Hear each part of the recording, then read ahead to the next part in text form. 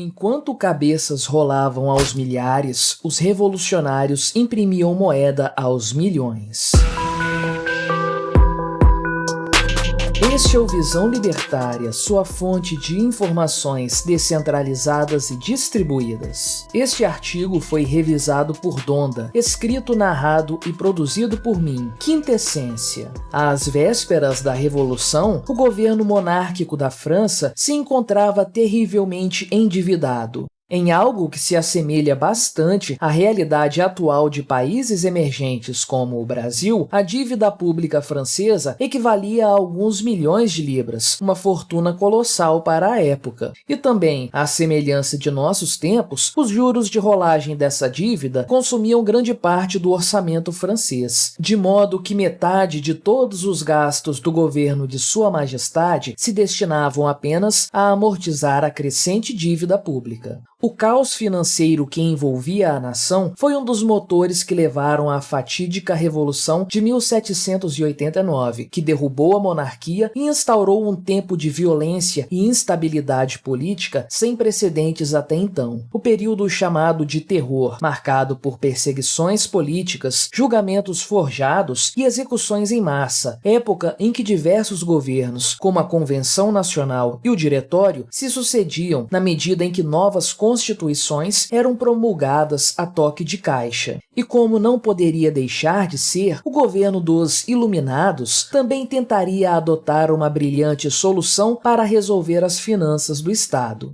Uma vez que os revolucionários não tinham qualquer tipo de pudor ou lastro moral, era certo que eles fariam o que fosse necessário para conter a crise fiscal em que a França estava mergulhada. A vítima escolhida, para tanto, foi a Igreja Católica, ou melhor, os bens e propriedades que estavam em posse do clero francês. Nas palavras dos revolucionários, os bens do clero seriam colocados à disposição da nação. É desnecessário pontuar aqui o sentimento anticlerical partilhado por praticamente todos os revolucionários da época. Basta nos focarmos apenas no fato de que tal atitude foi absurdamente antiética do ponto de vista libertário. Tratou-se apenas do roubo institucionalizado de bens privados. Estimava-se em 3 milhões de libras o total de bens roubados da Igreja Católica pelos revolucionários. A ideia, naturalmente, seria leiloá-los para abastecer os cofres da República, para que a imensa dívida estatal fosse paga. Porém, todos os envolvidos sabiam o óbvio. Se todos os bens fossem imediatamente vendidos, eles sofreriam uma violenta depreciação. Não se transforma tal quantidade de bens imóveis em dinheiro tão rapidamente, sem que se perca grande parte de seu valor original. Os revolucionários, então, desenvolveram a brilhante ideia de vender, ao invés dos imóveis do clero, títulos de propriedade de tais imóveis, a serem futuramente resgatados por dinheiro.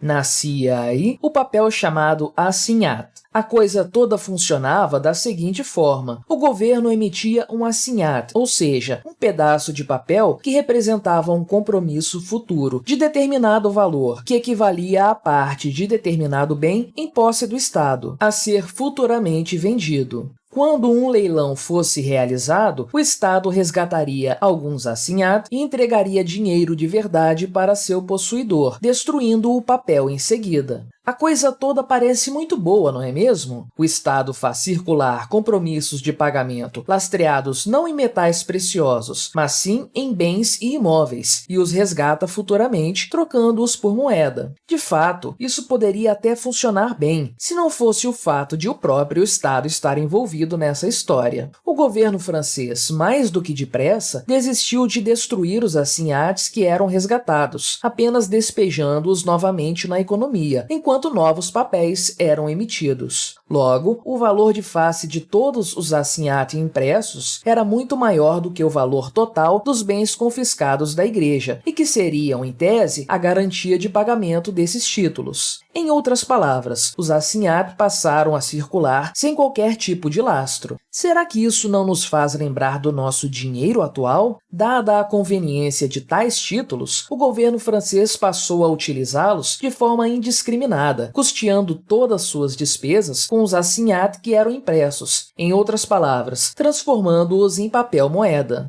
É claro que em pouco tempo a desvalorização de tais papéis saltava aos olhos. Entre 1790 e 1793, os assignats perderam 60% do seu valor, o que certamente destruiu as economias de incontáveis franceses. Os problemas que se seguiram a tal episódio inflacionário são aqueles que nós conhecemos bem: intervenções estatais cada vez maiores na sociedade, com o objetivo de manter a viabilidade da circulação de uma moeda que vale cada vez menos. No decorrer de 1793, o governo revolucionário demonstrou todo o seu autoritarismo ao punir a sociedade francesa pelos erros que o próprio Estado havia cometido. Primeiro, a Bolsa de Valores de Paris foi fechada. Depois, proibiu-se a divulgação de taxas de câmbio, algo que nos lembra bastante proibições semelhantes realizadas pela Venezuela alguns anos atrás. Em seguida, foram estabelecidas multas e penas de prisão para pessoas que se recusassem a receber os assignats ou que os tratassem de forma diferente da moeda metálica. Até que, por fim, em 8 de setembro daquele ano, a não aceitação do assignat como moeda passou a ser punida com a pena de morte. Guilhotina para todos aqueles que se recusarem a aceitar o papelzinho colorido estatal lastreado em honestidade de revolucionário. Na esteira dessas decisões autoritárias e absurdas, acabou por ser proibido também o comércio utilizando moedas metálicas. Porém, como as finanças estatais se deterioravam cada vez mais em função das guerras travadas pelos revolucionários e também por toda a desordem dentro do próprio governo, a dívida apenas crescia e os revolucionários continuavam imprimindo os assignats como se não houvesse o amanhã. Em 1793, havia 5 bilhões de libras francesas em circulação por meio dos assignats. Em meados de 1795, esse total já havia aumentado para 10 bilhões de libras. E em janeiro de 1796, o número de libras francesas em circulação por meio dos assignats chegou a inacreditáveis 45 bilhões. Para se ter uma noção do tamanho de tal tragédia inflacionária, basta ter em mente que os bens do clero francês, que originalmente seriam o lastro dos assignats, valiam cerca de 3 bilhões de libras francesas.